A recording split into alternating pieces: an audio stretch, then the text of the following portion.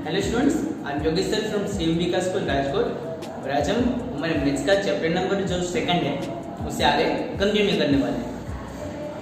चलिए आगे बढ़ते हैं। Question number 7, 2x/3 equal to 80। इसमें देख के बताया जा रहा है x का कौन कौन से नंबर है। तो एक तो है नंबर 2 और दूसरा है नंबर 3। जो 2 है वो मल्टीप्लिकेशन में है और जो 3 है वो डिवीजन में है। तो मैं एक एक करके सोल्व करते जाते हैं। सबसे पहले हम एक काम करते हैं, x को अलग करने के लिए पहले ये जो 2 है उसे राइट साइड जाने देते हैं, क्योंकि 2 यहाँ पे x के साथ मल्टीप्लिकेशन में है। इस वजह से जब भी वो सामने जाएगा तो डिवीजन में चला जाएगा। सो x/3 को हम एज इट इज रख रहे हैं, 18 पे एज इट इज। ये 2 मल्टीप्लिकेशन में था, इधर आएगा तो डिवीजन में आ जाएगा, इसलिए डिनोमिनेटर में 2। अभी 18 को 2 से डिवाइड करिए, आंसर मिलेगा 9। सो x/3 इक्वल टू इन दोनों को डिवीजन करने पे 9। अभी x अकेला हो चुका है? बिल्कुल नहीं। अभी x के साथ 3 नंबर है, तो ये नंबर 3 है, उसे भी राइट हैंड साइड जाने दीजिए। इधर डिवीजन में है तो सामने जाने तो वो मल्टीप्लिकेशन में जाएगा। So x will be equal to 9 multiply 3। 9 को 3 से मल्टीप्लाई करिए, आंसर आपको मिल जाएगा 27।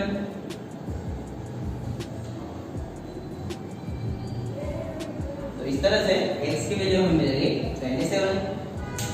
आगे बढ़ते हैं। क्वेश्चन नंबर 8, इसमें y के साथ वेरिएबल y है और y के साथ एक ही अलग से नंबर है, वो है 1.5। तो 1.5 को हमें अलग करना है। पहले हम इक्वेशन को इस तरह चला लिख देते हैं, लेफ्ट साइड को राइट साइड को लेफ्ट साइड।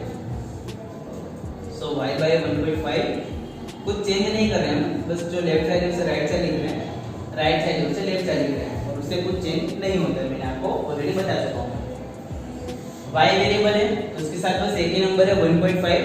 उस 1.5 को राइट हैंड साइड जाने दो, इधर डिवीजन में है, सामने जाने को मल्टीप्लिकेशन में चला जाएगा। सो y इक्वल टू 1.6 इनटू ये 1.5 आ जाएगा मल्टीप्लिकेशन। ओके, अभी अगर हम इन दोनों का मल्टीप्लाई करेंगे 1.6 और 1.5, तो इन दोनों का मल्टीप्लिकेशन का आंसर हमें मिलेगा 2.4। मैं डायरेक्ट लिख देता हूँ, आप लोग मल्टीप्लाई करके चेक कर लीजिएगा 1.6 और 1.5 का मल्टीप्लिकेशन क्या आ रहा है। 2.40 या 2.4 दोनों सेम ही है, तो हमें जो भी लिखना है लिख सकते हैं। चलिए नेक्स्ट आगे बढ़ते हैं। क्वेश्चन नंबर 9, इसके अंदर जो वेरिएबल है वो x है। x के साथ एक तो मल्टीप्लिकेशन के अंदर 7 है और दूसरा माइनस सब्ट्रैक्शन के अंदर 9 है। तो एक एक करके अलग करते हैं हम। सबसे पहले अलग करने के लिए आपको जो भी एडिशन या सब्ट्रैक्शन में नंबर है उसी को अलग करना होगा। पहले 7 को अलग नहीं कर सकते। ओके, कर सकते हैं बट उसके लिए दूसरी मेथड है। अभी हम जो मेथड सीख रहे हैं उसके हिसाब से इजी पड़े आप लोग, इस वजह से पहले जो एडिशन या सब्ट्रैक्शन में है उसको अलग करना है। सबसे पहले 7x एज इट इज, ये जो 9 है उसे हम सामने ले जा रहे हैं राइट हैंड साइड, तो नेगेटिव में से पॉजिटिव बन जाएगा। Equal to as it is 16 as it is, -9 सामने आने की वजह से +9, 16 + 9 तो बन जाएगा 25।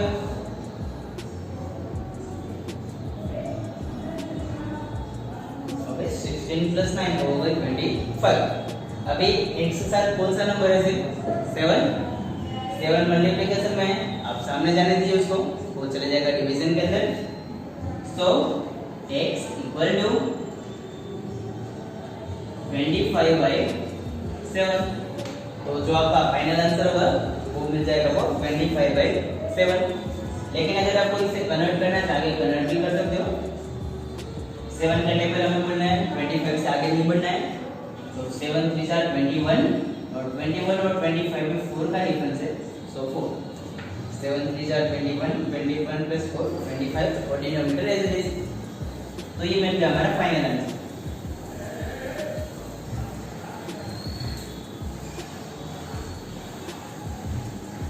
चलिए स्टूडेंट्स, अभी आप बोर्ड पे से एक बार कॉपी कर लीजिए।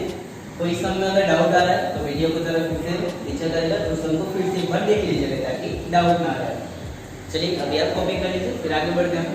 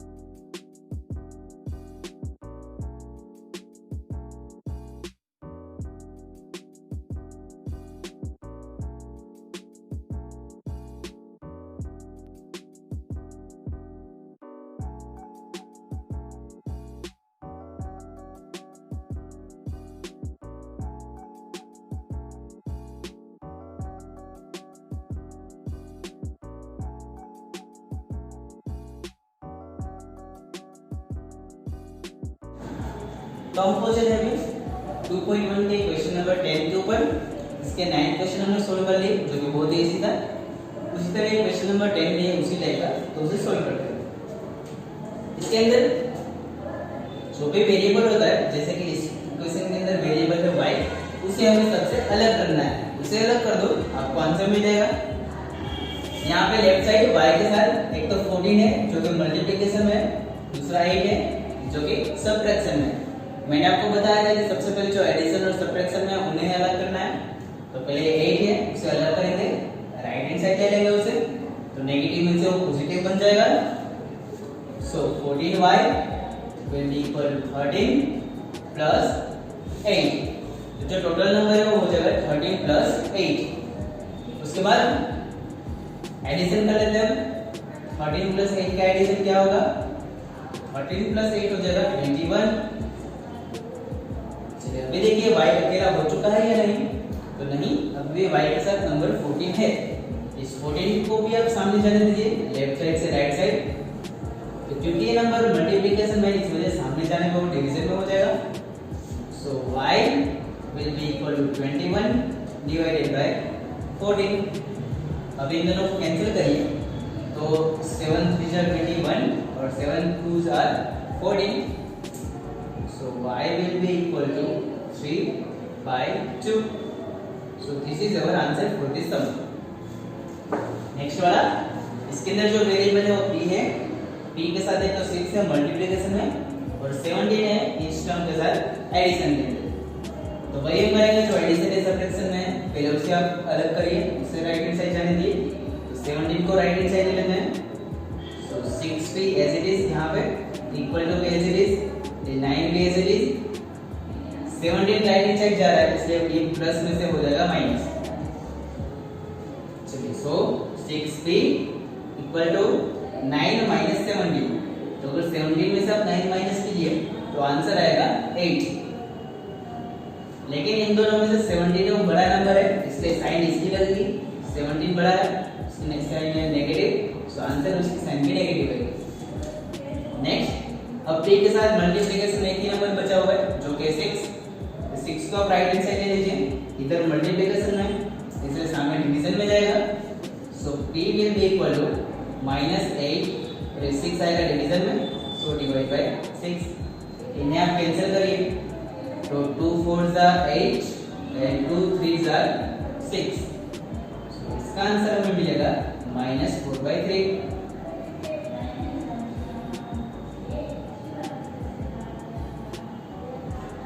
Next, x/3 plus 1 equal to 7/15। इसके अंदर वेरिएबल x है, x के साथ 3 डिवीजन में है और 1 एडिशन के अंदर है। सबसे पहले जो एडिशन है सबट्रैक्शन में उसे अलग करिए। तो 1 को हम राइट हैंड साइड ले लेंगे इधर से, तो 1 पॉजिटिव है लेकिन इधर आने पर नेगेटिव हो जाएगा। सो x/3 इक्वल टू 7/15 और ये 1 इधर आने पर नेगेटिव हो जाएगा इसलिए -1। अभी इन दोनों को ऐड या सब्ट्रैक्ट करने के लिए आपको क्रॉस मल्टीप्लिकेशन करना पड़ेगा। तो एक काम करते हैं, इधर कुछ भी नहीं है तो डिनोमिनेटर में 1 लिख लेते हैं और इसका क्रॉस मल्टीप्लिकेशन करते हैं।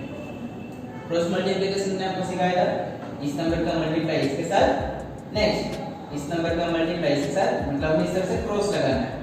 तो नीचे दोनों डिनोमिनेटर्स का मल्टीप्लाई। सो x/3 इक्वल 7 1 जा 7 माइनस 15 1 जा 15 and 15 1 जा 15। x/3 ऐसे लिखेंगे हम, इन दोनों को माइनस करते हैं। 7 में से 15 माइनस करो आप, तो आंसर आपको मिलेगा 8 और डिनोमिनेटर 15। लेकिन इन दोनों में से 7 और 15 में से जो बड़ा नंबर है 15 है और उसकी साइन नेगेटिव है इसलिए आंसर की साइन भी नेगेटिव रहेगी। नेक्स्ट, अब एक साथ कौन सा नंबर बचा हुआ है 3। तो 3 को हम राइट हैंड साइड जाने देंगे तो ये डिवीजन में से चला जाएगा मल्टीप्लिकेशन में।